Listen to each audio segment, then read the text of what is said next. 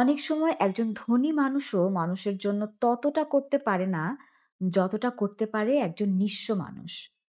আপনাদেরও কি তাই মনে হয়?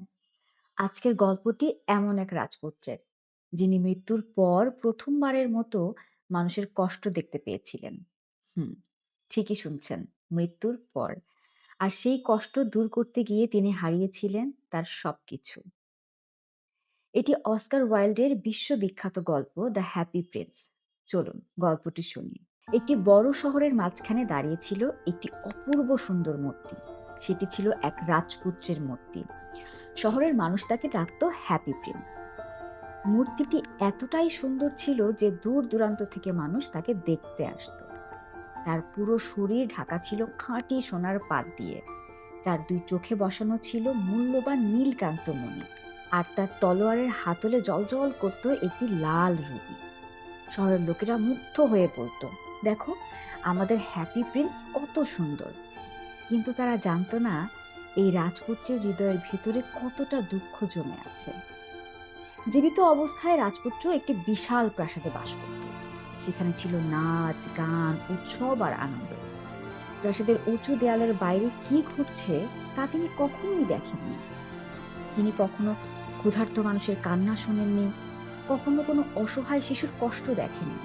তাই সবাই তাকে হ্যাপি প্রিন্স বলেই চিনত, কারণ তার জীবনে কোনো দুঃখ ছিল না।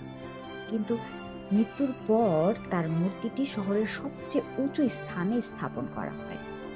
সেখান থেকে তিনি পুরো শহর দেখতে পেতেন। আর তখনই প্রথমবারের মতো তিনি মানুষের সত্যিকারের জীবন দেখতে শুরু করেন। তিনি দেখলেন কোথাও একটি মা তার অসুস্থ সন্তানকে নিয়ে কাঁদছে, কোথাও একজন বৃদ্ধ ক্ষুধার্ত অবস্থায় রাস্তার পাশে বসে আছে, কোথাও একটি ছোট্ট মেয়ে শীতে কাঁপছে। এই দৃশ্যগুলো দেখে রাজপুত্রের হৃদয় ভেঙে যেতে লাগলো। তার চোখে জল এসে গেল। এক সময় সেই অশ্রু বিন্দুগুলো মূর্তির গাল বেয়ে নিচে পড়তে শুরু করলো। ঠিক সেই রাত একটি ছোট আবাবিল পাখি শহরের উপর দিয়ে যাচ্ছিল। তার বন্ধুদের সবাই তখন মিশরের দিকে চলে যাচ্ছে, কিন্তু সে কিছুটা দেরি করে ফেলেছিল।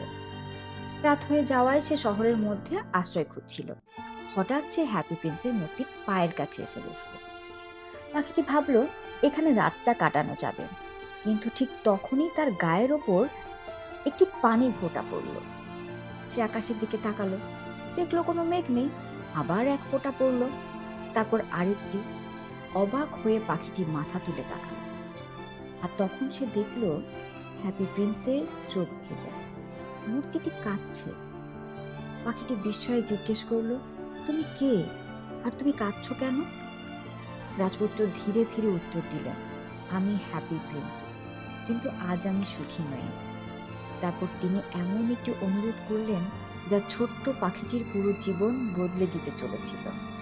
সেই অনুরোধ কি ছিল জানতে হলে দেখতে হবে পরের পর্ব।